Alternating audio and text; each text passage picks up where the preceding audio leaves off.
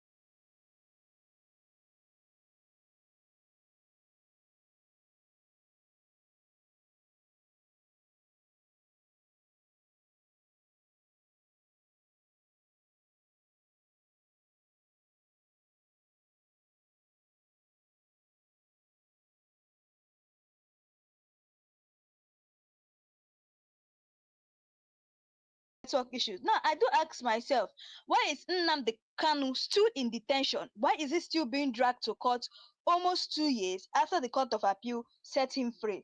Some blame the current lawyers now, but the truth is darker.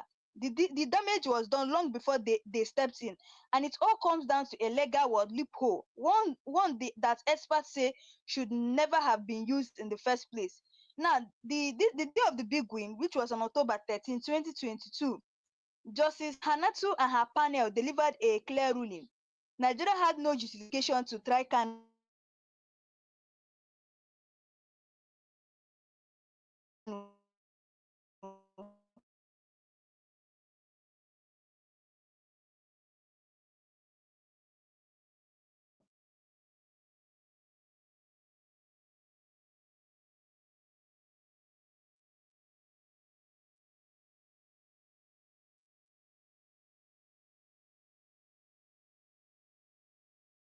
national law. This is what now why this case was different. Many criminal cases end in acquittal, but here is the difference. In Kanu's case, the crime wasn't his action.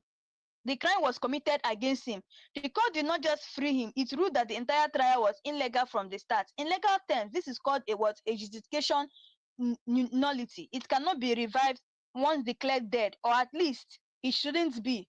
Now, this is the government desperate counter move. Within hours, the federal government applied for a stay of execution, stopping the immediate release. But instead of using the criminal appeal procedure, they reached for Order 6 Rule 1 of the Court of Appeal Civil Procedure Rules. In plain English, they used a civil law shortcut to reopen a criminal acquittal.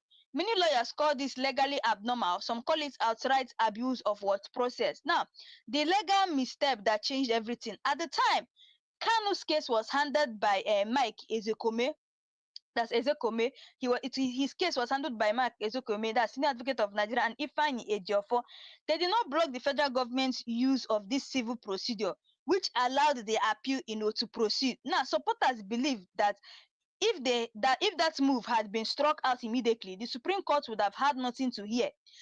Yes, so at that time it was Ifeanyi Ejiofor that was handling Nnamdi Kanu's case then. So they were saying that they did not block the federal government's use of this civil procedure, which allowed the appeal to proceed. And many supporters they believe that if that move had been struck out immediately, the Supreme Court would have had nothing to hear. Kanu would have walked free and stayed free. So they're seeing it as a form of like the lawyers there, which is Ifeanyi Ejiofor and Mike Ezekhome, were the ones that made a miscalculation and lack of preparation. They felt that they actually mishandled the case at that particular time, because according to them, they said they were the ones that was handling Mazi Nnamdi Kanu's case then, Ifeanyi Ejiofor and Mike Ezekhome. They said that according to what they said they did not block the federal government's use of this civil procedure, which have allowed the appeal, to proceed. How many people are saying that if that move had been struck out immediately, the Supreme Court would have not had nothing to hear, and Kanu would have been free by now and even stayed free. So whether it was a miscalculation or lack of preparation or something more sinister, the door to the Supreme Court was now wide open. Now, the Supreme Court reversal. In 15 December 2023, the Supreme Court reverses the appeal court ruling. They order that Kanu's trial should continue at the lower court. This effective resurrected a dead case, giving the federal government total control again. Now, why the current lawyers are not guilty? By the time Aloy Ejimako and the present legal team took over, the damage was already locked in by the Supreme Court decision. Their work now is is defensive, trying to find what fresh legal angles to undo a mistake made over a year earlier. Now, the cost of that single loophole, I'm telling you guys the cost of that single loophole. Because of that one decision to let the federal government civil appeal stand, Kanu has spent over 900 extra days in detention. His health was deteriorated, weight loss, untreated anxieties, and what isolation. IPOB's internal unity has fractured, with blame and suspicion now spreading in the movement. Nigeria's human rights record continues to take hits, internationally. Now, the political implications of all this thing, this isn't just legal, it's what political. Some insiders say the federal government wanted Kanu in custody during the 2023 elections, to prevent his influence in the Southeast vote. Others believe the appeal was part of a bigger strategy, to keep Biafra agitation under control through indefinite detention. Now, the question that won't go away, the question that people keep asking is, why was a civil appeal allowed in a criminal case? Was this illegal oversight or international sabotage? Who truly benefited from this decision? Is it the federal government or other unseen forces? If extraordinary rendition is terrorism, why is the federal government not being prosecuted under its own laws?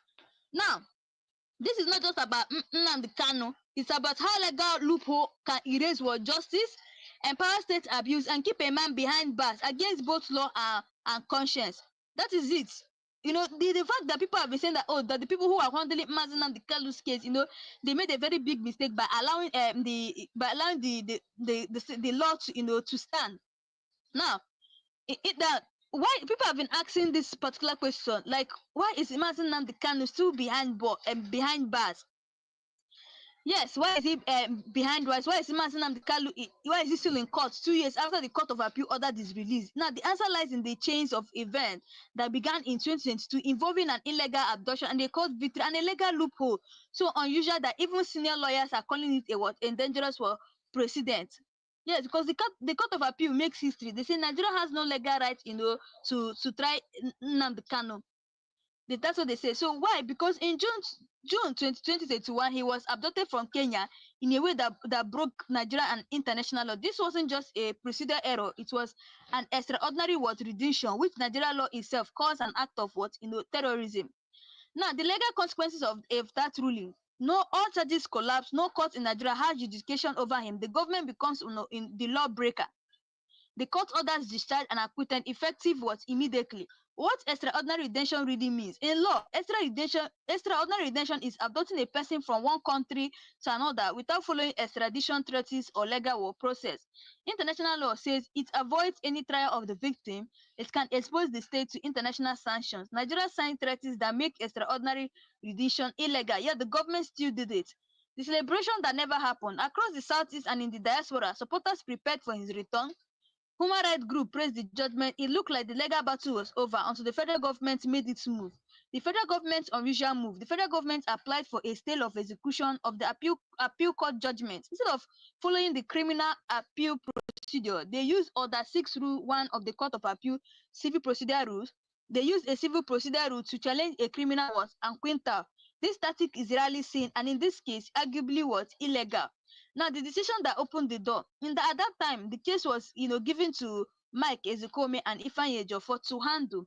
They followed the federal government civil appeal to proceed without, striking it out. They just followed it, without even striking it out. Now, critics are arguing that that was the one moment that the case would have been permanently buried.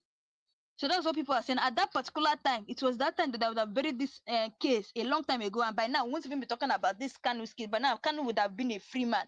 Because they said that they allowed, the reason why Ifeanyi Ejiofor them and Mike Ozekhome, really messed up was that they followed the federal government civil appeal to proceed without striking it out immediately. And people were saying that this is what critics were arguing. They said that was the one moment the case could have been permanently buried. If blocked, the Supreme Court would have never heard it. Supporters now see this as the point of no return. Now, the Supreme Court resurrection, December 15, 2023, the Supreme Court reverses the appeal court discharge. The trial is revived. Kanu is sent back to face charges that were already ruled non and void. Legal analysts call this resurrecting a dead case. Why the current lawyers are the problem? This is the reason why the current lawyers now are in the problem. This is why the current lawyers are not the problem. Aloy Ejimaka and the new team inherited the case after the damage was done. By then, the Supreme Court had already taken over. So their role now is damage control, trying to find a new legal escape route. Now, the cost of this mistake, the cost of this loophole, see what it's going to cost. It has cost over 900 extra days in detention, reports of health deterioration, untreated illness and isolation, psychological strain for Nnamdi Kanu. deep division within IPOB ranks with accusations flying about betrayal and incompetence. Now, Nigeria's human rights image further damaged what internationally. Many believe Kanu detention during the 2023 election was strategic, limiting his political influence in the southeast. Others suspect the government is using the court to buy time until IPOB weakens what internally. The appeal might have been part of a broader war, political containment was strategy. The legal red flags here.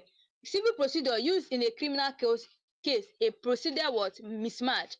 Failure to immediately enforce a discharge order. Supreme Court hearing a case that arguably should have been dead. No accountability for the illegal adoption itself. Now, this is the international perspective. The United Nations Working Group on Arbitrary Detention has in other cases condemned extraordinary detention. Human rights experts warn Nigeria is in breach of multiple treaties, yet no sanctions or penalties have been applied.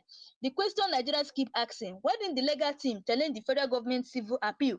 That was what the many people are asking. For me, I feel that the legal team, should have challenged the federal government civil appeal as of them, because if they did, by now they would have, this kind of case would have been a long time there. Now, this is the same question people are also asking. So people are asking, was it a miscalculation or deliberate, sabotage? And some people are also saying, who benefits from Kanu's continued detention? If the law says extraordinary detention is terrorism, why is the federal government not in dock? That is what they're saying. Why is the federal government not in dock? Because we are saying that if they had known, they would have that the legal team, it would have striked out the federal government civil appeal. They would have done it a long time ago. By now, Nnamdi Kanu won't even be in detention. Now, this is the untold twist in Nnamdi Kanu's legal drama. The original judgment was a legal earthquake. The Court of Appeal judgment in October 2022 wasn't just an ordinary victory. It was a total knockout. It didn't say release him. It declared that Nigeria had no legal right to try him at all because his abduction from Kenya violated local and international law. In legal terms, that means the case was dead and buried. No resolution was possible without violating judicial principles. The question of civil versus criminal procedure. Critics argue that Mike Ezekhome and Ejiofor opened the door for the federal government by letting them use a civil procedure rule to appeal a criminal case, something that should have been rejected instantly. By doing so, they gave life to a corpse, and that corpse became the Supreme Court case that reversed the victory. Now, the stay of execution, it changed everything. A stay of execution means pause the enforcement of the judgment until further notice. Normally, in criminal matters like this, a stay shouldn't even be possible after a discharge and acquittal. But by not blocking it at the Court of Appeal stage, Kanu's team allowed the federal government, to freeze his freedom, a freeze that still hasn't, told. The Supreme Court ruling. The Supreme Court ruling in December 2023 didn't just dismiss the Court of Appeal judgment. It wiped it off the record, returning the case to trial at the High Court. This is why Kanu is still in detention, even though many Nigerians thought the matter has been settled 2 years ago. Why this is bigger than just Kanu? This is not just a personal tragedy for Nnamdi Kanu. It sets a dangerous precedent in Nigeria. If the government can adopt you from another country, bring you back illegally, and still get the courts to try you, then no Nigeria abroad is truly safe. Now, this is where the shift of blame comes. Many supporters today are blaming the current legal team, led by Kanu Agabi and Alo Ejimako, but legal analysts insist the real damage was done long before they came in, the moment that appeal was allowed in 2022. The international angle. Under international treaties that Nigeria has signed, like the Africa Charter on Human Rights and People's Rights, an illegal abducted person must be released unconditionally. Ignoring that ruling not only embarrasses Nigeria internationally, but also weakens its legal credibility in global court. The missed opportunity for political leverage. That 2022 judgment could have been used as massive political pressure against Buhari administration, forcing them to comply or face global sanctions. Instead, by going to the Supreme Court, the momentum was lost and the federal government regained control of the narrative. While supporters feel betrayed, some IPOB members feel betrayed by the legal process itself, believing certain lawyers may have been compromised or at least careless. Others think it was simply a tragic legal miscalculation that the federal government smartly exploited. Now, the big lesson for Nigerian justice system. This case teaches that procedure can be more important than the verdict itself. One wrong procedure move can undo even the most decisive legal victory. That is it. That is just a lesson that they must know. This is just a lesson they must know. So guys, please don't forget that it is a normal ritual we normally do in this channel. Please do well to type in the comment section free Mazi Nnamdi Kanu. And also justice delayed is not justice denied, because we normally use this platform to agitate for the release of Mazi Nnamdi Kanu. Also to tell the federal government that he is innocent of all the charges that they leveled against him, that he's innocent now and he needs to be released. So let's go on. The rare nature of a discharge and acquittal. In Nigeria criminal law, a discharge and acquittal means the accused is free forever on that charge, no retrial or no reopening. Now, legal pursuit say that 2022 judgment was stronger than a simple bail or discharge, making it reversal almost unheard of in what legal history. Now, the federal government did not immediately appeal within the normal period after the Court of Appeals ruling.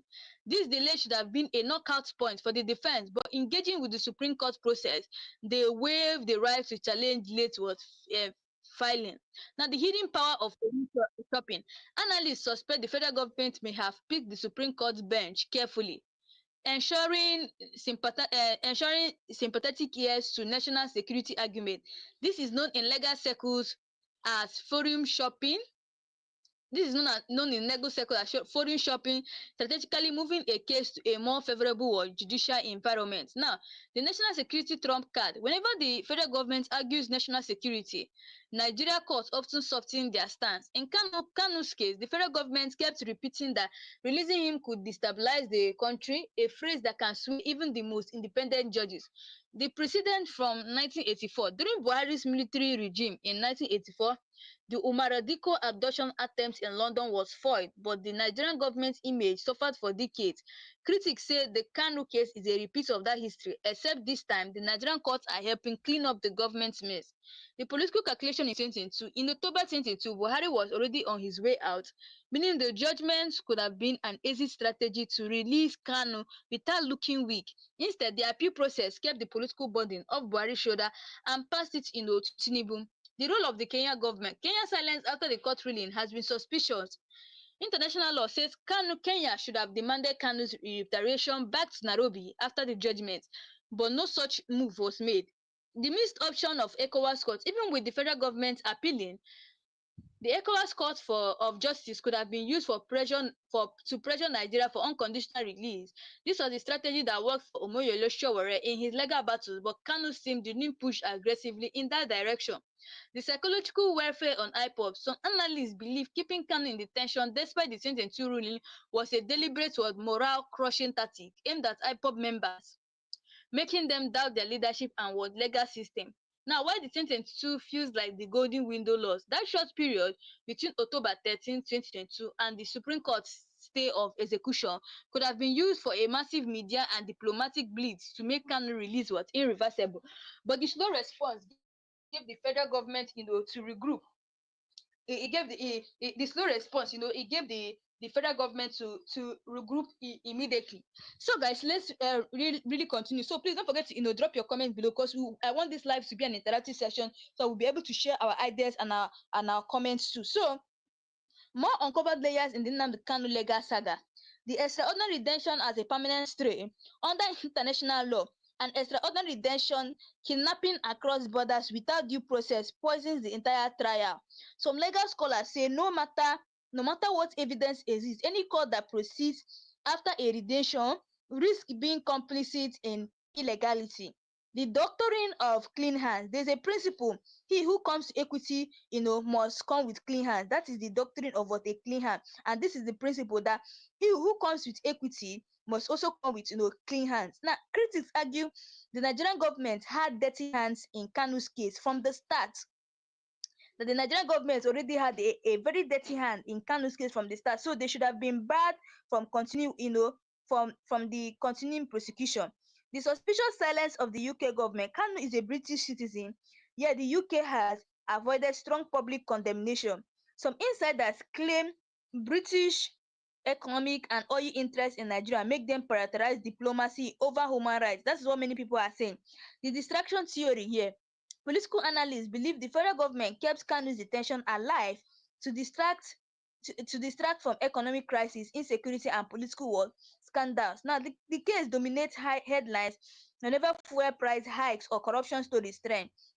The judicial hostage effect. By keeping Kanu matters pending at the Supreme Court, the federal government ensured he is neither free nor tried, a legal limbo that works perfectly for those in power.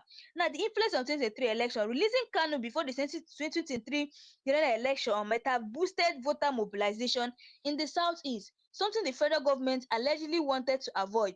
The Igbo marginalization contest. Many Southeast Easterners see the refusal to obey the 2022 judgment as another chapter in the decades-long what marginalization from the Civil War to present-day politics. Now, this is the unanswered questions on Interpol. If Kanu was a wanted terrorist, why hasn't Interpol involved in his arrest in Kenya?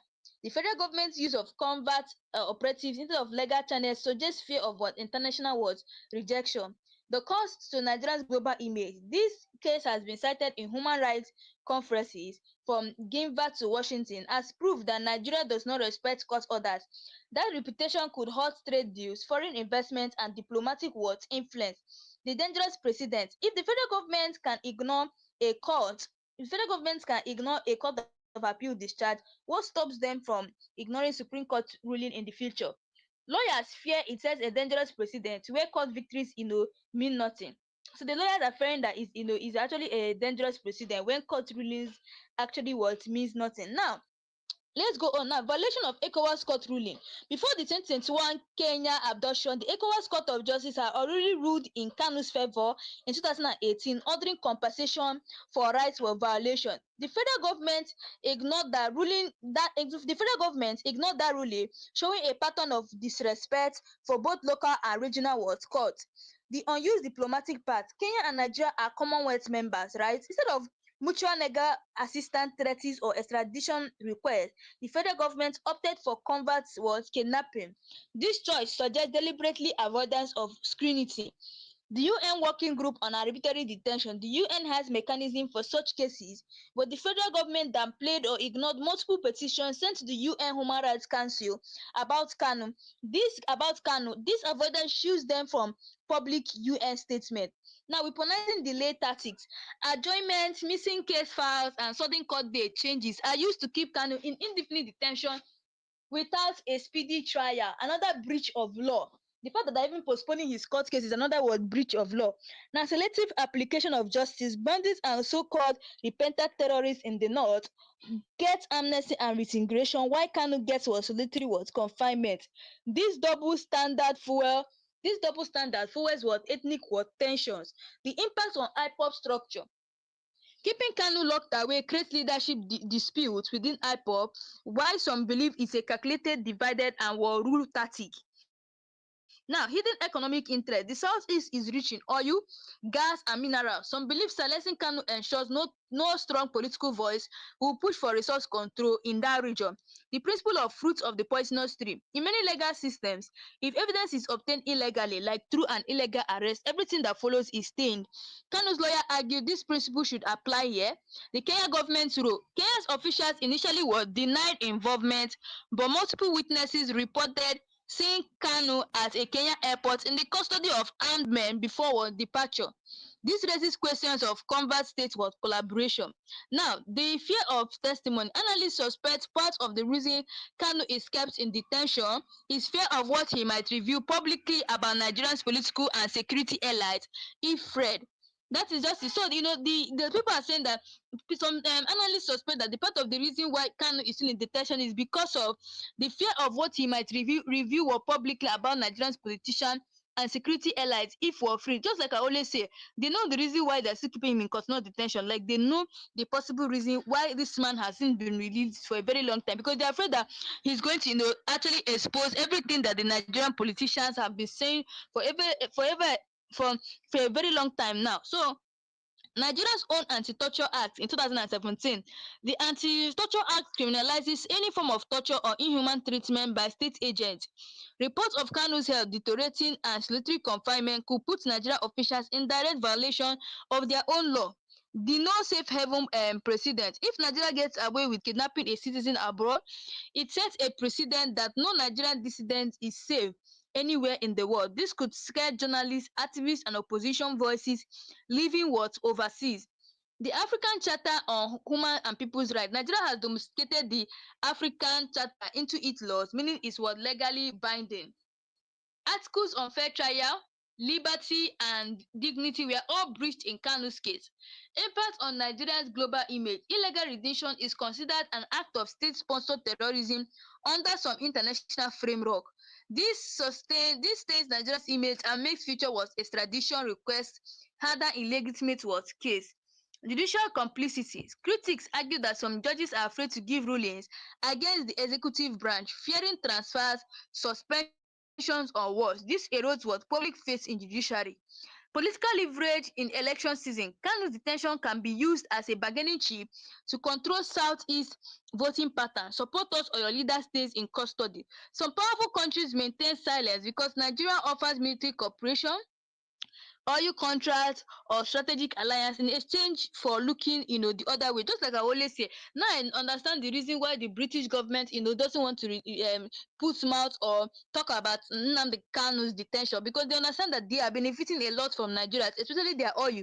The British think that if they put mouth or challenge Bola Ahmed Tinubu or the federal government concerning Nnamdi Kanu's case, that Nigerians are not going to be able to trade with them again or give them oil.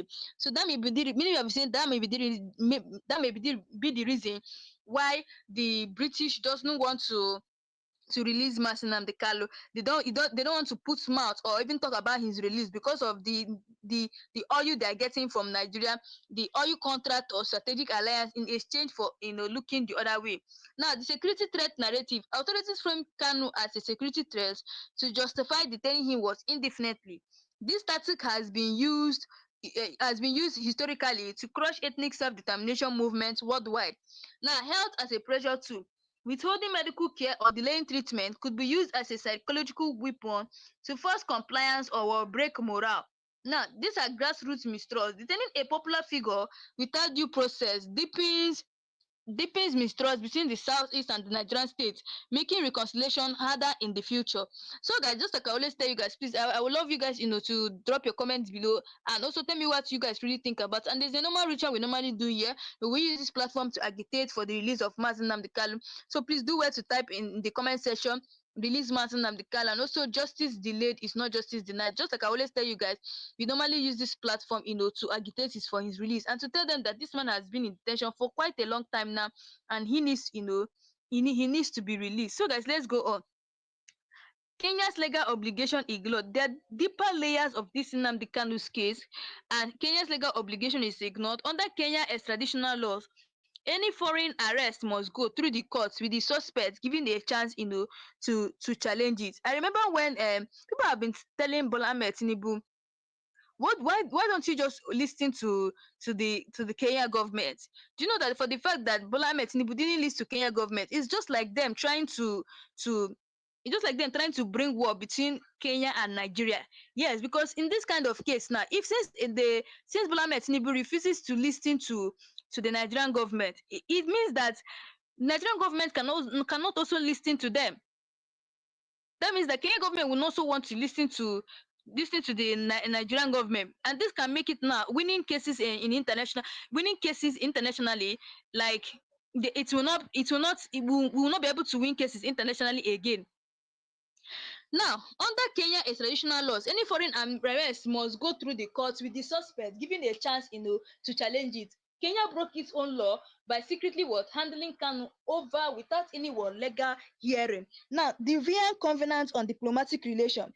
Nigeria's agents allegedly operating in Kenya without proper notification could have breached this convention, which protects our sovereignty and forbids combat actions on foreign soil. Now, Kanu was previously granted bail and faced ongoing trials, rearresting him under new charges after an illegal rendition. Age is close to double jeopardy, which is prohibited by Nigerian law. The doctrine of fruits of the poisonous tree. In legal theory, if the method of obtaining a suspect is illegal, all evidence or trial proceedings flowing from it be contained and should be void. Now, selective justice. Nigeria has refused to pursue Nigeria has refused to pursue real terrorists and armed bandits operating openly in the north, yet went to extreme lengths to adopt Kanu, highlighting ethnic bias in law enforcement priorities. Now, just like I'll always say, I'll keep saying this thing often and often. You see, the Kenya government actually violated their own law. For the fact that they gave Kanu, they just sent Kanu away like that without a legal hearing from him, they have what really violated their own law. Yes, they have. They have violated their own law, and that's why you see they actually came out. They were remorseful and now went to tell the Nigerian government that he's innocent and he should be released. Still, Nigerian government has refused to obey what they obey the Nigerian the obey the Kenya government. Now, justification is everything principle. In law, justification is the life of a case. Once a court says it has no justification, as the appeal court did in 2022, everything stops. Any further trial, arrest or detention after that is a direct violation of the rule of law. Supporters argue that the Supreme Court had no business entertaining the government's appeal because had discussion had already been ruled out. Now, why Section C, Chapter 1 became controversial, the government used Order 6 Rule 1 of the Court of Appeal rules, which is normally for civil cases and not for criminal case. This was an unusual and questionable legal path, and many analysts say it was procedural cheating that opened the door for Kanu's current detention. Now, the role of political pressure. At the time, the Buhari administration alleged feared that releasing Kanu would destabilize Nigeria politically. This political pressure allegedly pushed the AGF office to look for any loophole to keep the case alive. Now, possible lawyer and government coalition theory. Among Kanu supporters, a theory is circulating that certain lawyers may have been compromised or influenced to allow the appeal to go through. Though unproven, this suspicion has caused deep mistrust between IPOB base and some former members of the Kanu's legal team. The cost of one legal misstep, that single allowance from the government to appeal practically reset the whole case, dragging it into years of fresh litigation. Without it, Kanu might have been released since 2022, saving him over 600 plus extra days in detention.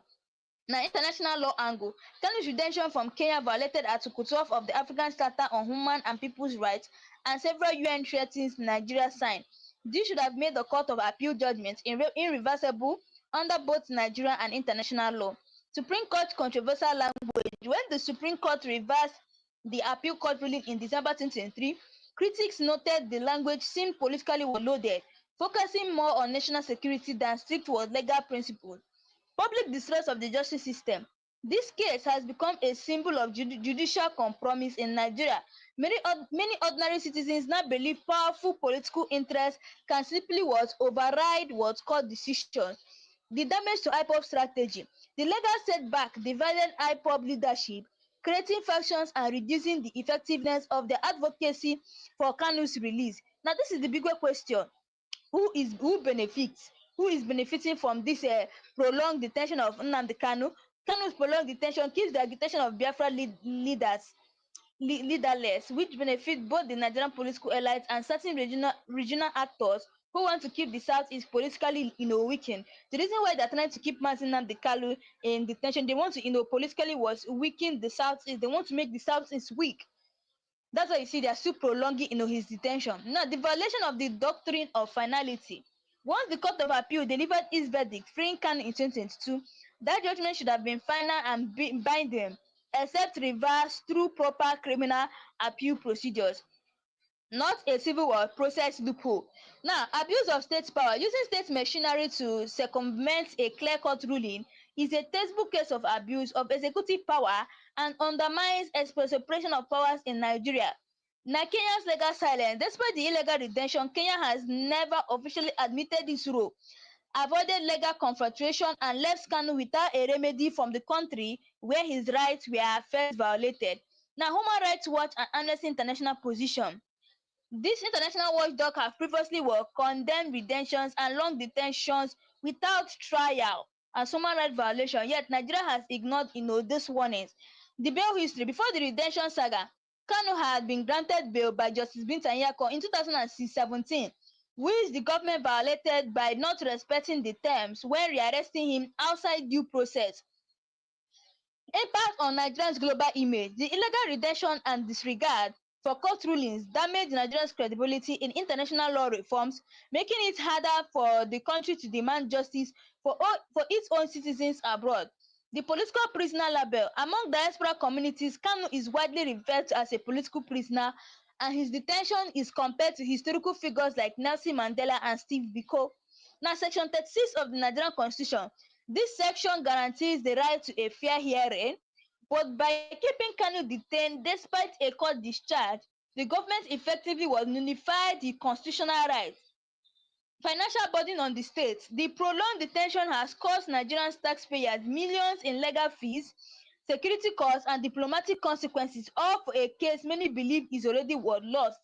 The psychological welfare theory.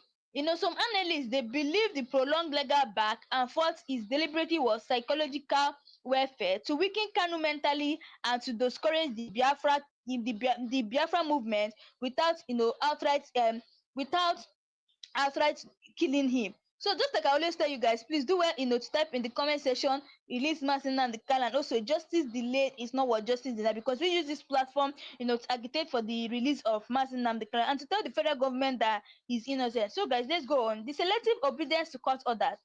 The government has obeyed court rulings in other politically sensitive cases, but ignores the one freeing Kanu, showing selective respect for the judiciary. ECOWAS court pass warning. In earlier rulings involving Kanu, the ECOWAS court already warned Nigeria against unlawful detention, but the government repeated disobedience signals, chronic disregard for regional legal authority, weaponization of delay tactic, constant adjournment, procedural loopholes, and fresh charges are used as delay weapons to ensure Kanu remains in custody indefinitely. Legal experts split. Some senior lawyers argue that allowing a civil procedure to challenge a criminal acquittal sets a dangerous precedent for future criminal justice cases in Nigeria. The International Criminal Court angle. If Nigeria courts continue to fail, there's a possibility of filing a petition at the ICC under crimes against humanity for enforced disappearance and arbitrary detention.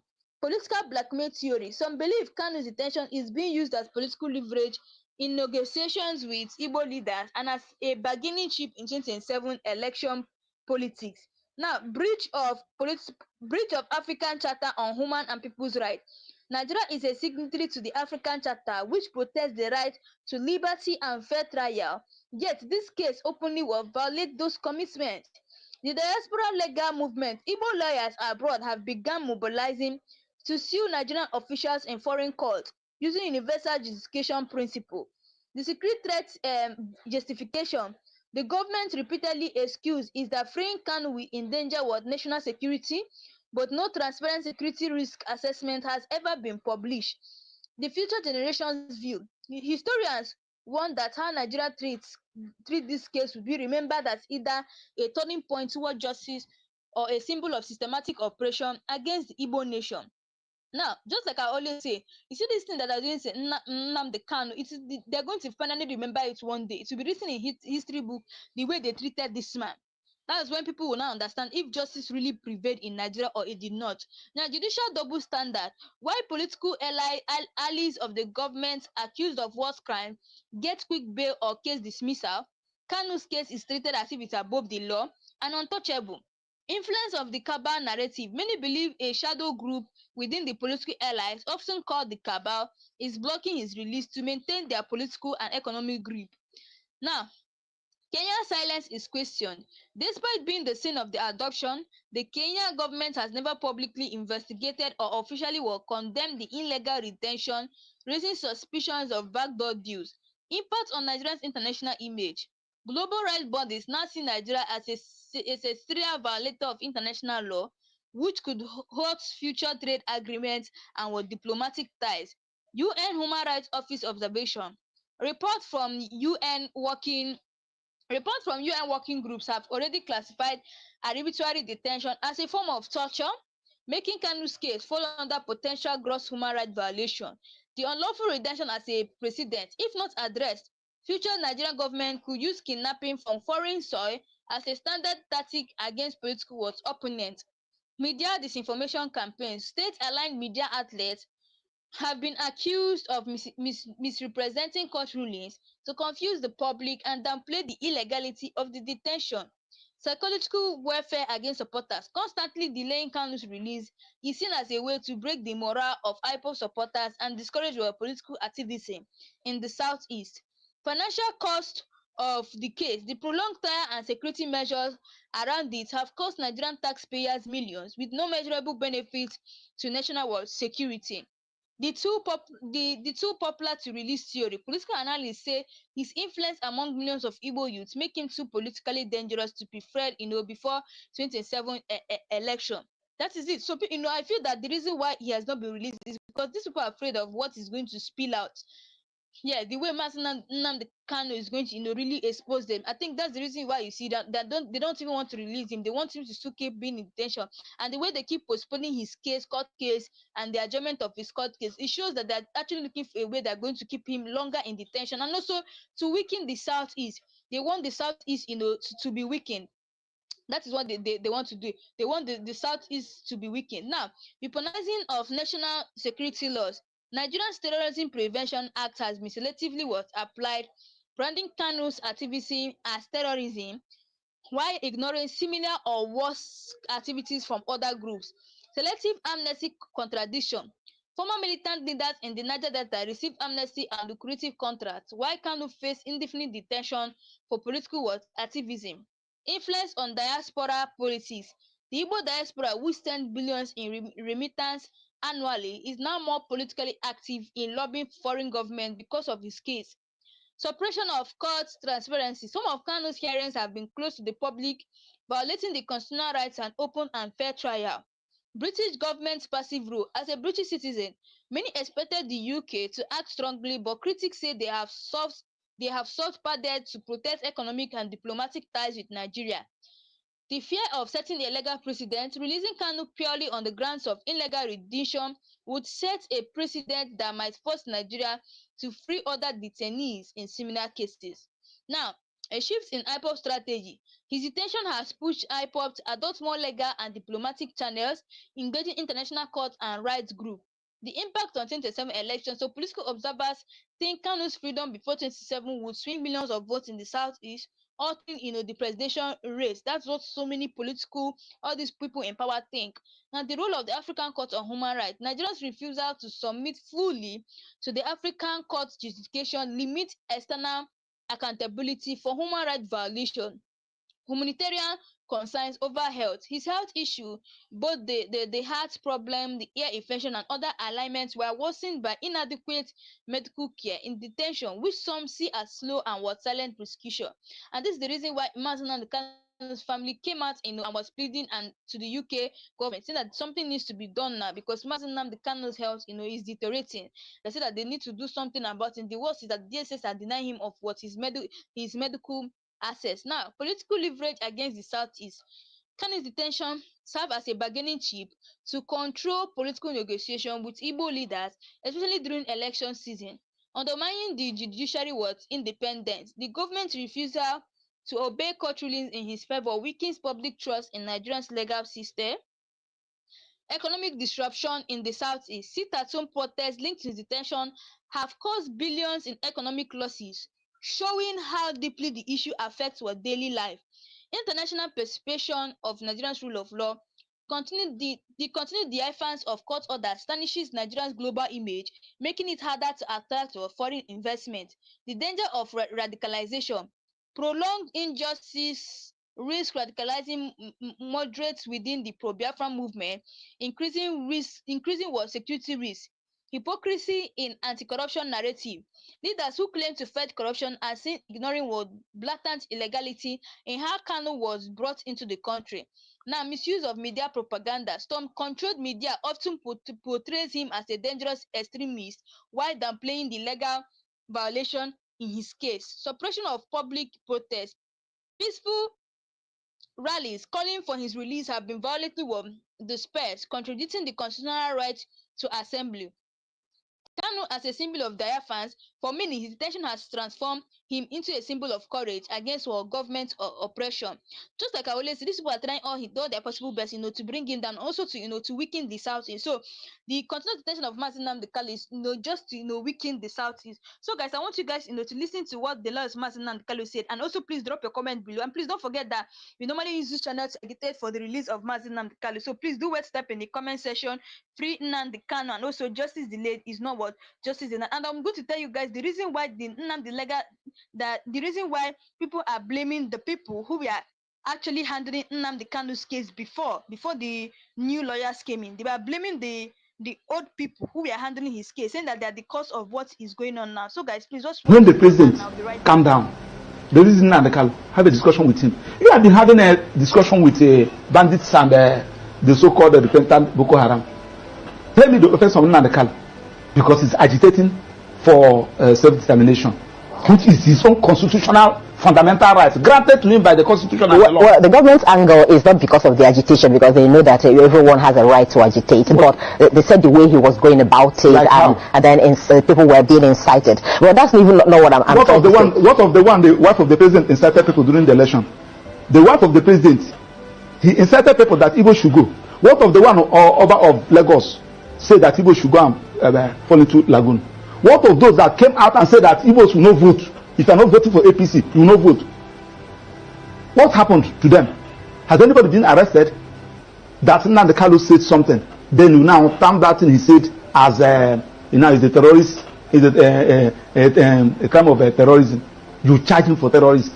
His own lawful organization that is registered in almost all the whole countries in America and Europe and Asia, and you now came to Nigeria, you term it a terrorist organization. Now you are now saying that now that IPOB is being recognized in almost all the whole countries in America and Europe. So you are now saying that America, France, Germany, they are recognizing a terrorist organization because you don't want anybody to agitate. You want to suppress anybody. If you talk, kill him, suppress him, jail him. In a country that is predicated on constitutional governance, it cannot work like that. Okay, let's get back to the ministerial nomination of Bianca Ojukwu, because you said he took away one from Anambra and brought in another. But remember that the president took away the minister based on the KPI results that came out, which he was not even the one, that did the evaluation. It was the result given to him with which he did that, meaning that if actually the minister had performed, above board in the KPI, they wouldn't have had any reason to remove her rather. Now, still on that ministerial list, we have 48 of them, am I right? And we have 36 states in this country, including FCT 37. So, apart from Southeast, that have only 5, every other region have more than 6, apart from Southeast. Now, check since 1999, we have been having series of presidents. Just let's use what is going on now.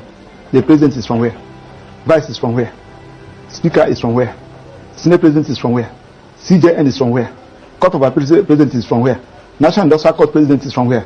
Chief Judge of Federal High Court is from where? And they are saying that the people of Southeast belongs to this country.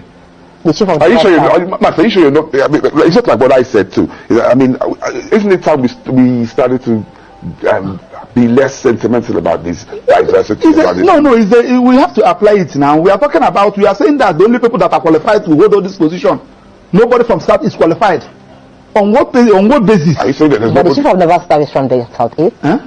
The chief of Naval Staff? From where?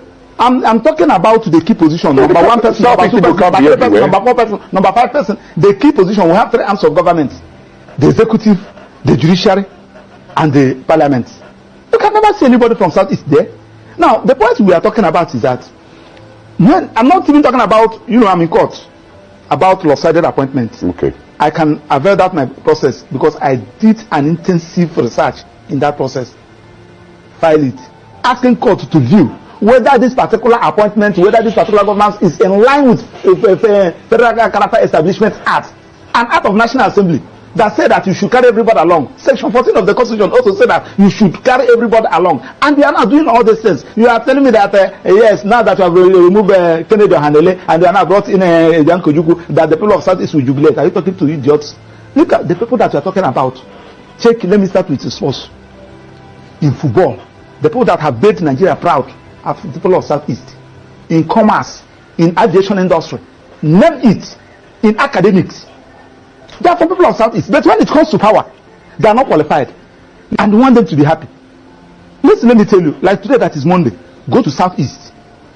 And my annoyance is that these things are avoidable for Christ's sake. The one at Niger, the reason and the Kalu, let us start addressing this issue.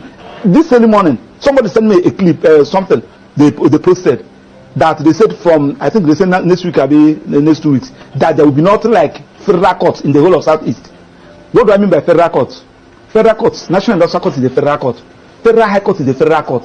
Court of Appeal is a federal court. Now, the judges that are there, most of them are not Igbos. Majority of them are not Igbos. How should you risk somebody to go and preside in the Court of Appeal over the judicial division, Oka Judicial Division, Enugu Judicial Division? How can you appoint somebody to go and preside in Federal High Court in the Southeast, National Industrial Court in the Southeast?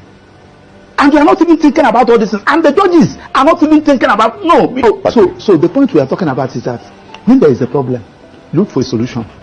Personally, somebody like us, we're not even, I'm defending Nnamdi Kanu, one of his lawyers. So when they say so you people are not doing what you're supposed to do, the person that is calling you, don't even know him. He's using a hidden number to call you. You don't even know what they're talking about court. The only thing that you went to court and you were unable to bring Nnamdi Kanu out. They're not even safe. Okay, Maxwell, let me ask you this, because from what you're saying, I've also heard IPOB many times deny, allegations of being involved in some of the killings that happen in the Southeast and some of the, the ills that we see in the society. Even the sit-at-home in question, IPOB has also claimed that he has not asked anybody to sit at home. No, get my point. So the point I'm making is that from what you're saying, it would look as if what you're actually trying to say is that it's because Nnamdi is being held. Yes. That is why the ills in the society in the Southeast has escalated. Does it have anything to do with him? That is what you're saying. Do you know why? Nnamdi Kanu, IPOB is his initiative. He established it. He organized it. Now, when you now kidnapped him or adopted him, and unlawfully, because the Supreme Court have said that he was unlawfully brought into this country, and you kept him incommunicado, everybody on his own. This one we kill, you said at IPOB. This one we maim, you said at IPOB. Everybody on his own. That's why I ask you the question, who is IPOB? The IPOB is Nnamdi Kanu. So Nnamdi Kanu, if Nnamdi Kanu is out, he will know who is who. Simon Ekpa will talk his own, Emma Powerful will talk his own, this one will talk his own, this one. Who is IPOB? That you are even talking. Simon Ekpa is in Finland. Emma Powerful, I don't know where he's operating from. Another person is operating from somewhere. Issuing threats. Just like the one somebody told me. I don't even know where that one is coming from. So the easiest way to do is the one that you know. Nnamdi Kanu. Then tell Attorney General, as he discontinue the charges against the president of Mieti Ala Kato, discontinue that of Showore, they are all terrorism. Tell them to discontinue that of Nnamdi Kanu, and allow Nnamdi Kanu to agitate. It is his right. I told you the other day. You see, that's where the problem is, really. The guarantee, that there will not be problems, even if Nnamdi Kanu is, because you're saying allow him to agitate, and he goes about it the way he used to, like, the government have actually feared. That may also create more problems, don't you think? Let me tell you, there are some things that you asked me the other day whether they are talking about condition giving Nnamdi Kanu. I told you one question. I say, if you give Nnamdi Kanu condition that he feel after meeting up that condition, he will still live like a human being, so be it. But when you give him condition and you are removing that made him a human being, he will tell you no. What is that made you a human being? That thing that makes you a human being is your ability to exercise your fundamental rights. And when somebody said, now I'm going to employ you here, I'll be paying you $500,000 every month, but you will not talk, you will not move out, you say, do away with your job. When somebody said, I'm going to release you, but I'll cut one of their hands, say no. The agitation for self-determination is a fundamental right. And if you people fail to understand it, I can agitate that I need the Republic of Maxwell. Yeah. It is my right. Anybody can agitate. I don't even need crowd to follow me. It is when you now feel that you have gotten the necessary need the necessary qualities, then so be it. It is now left for the president, who believe in democracy, who believe in government of the people by the people, to apply an initiative. What is the initiative? Release the person, start addressing all those issues that gave rise to this agitation.